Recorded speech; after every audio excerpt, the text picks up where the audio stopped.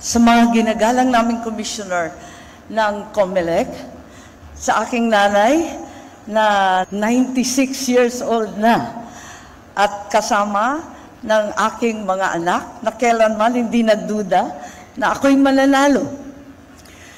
Kay Presidente Duterte, ang ating dating Pangulo, na Oktubre pa lamang itinaas na ang aking kamay at sa kanyang anak na hanggang sa huling sandali, si VP Inday Sara ay ako'y kinakampanya.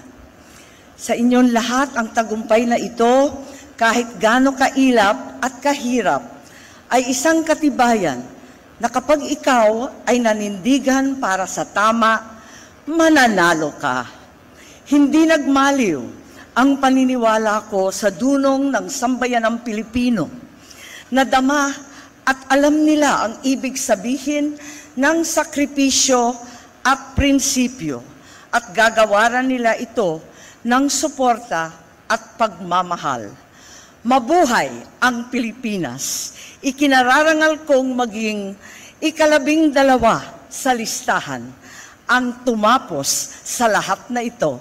Salamat sa inyong lahat.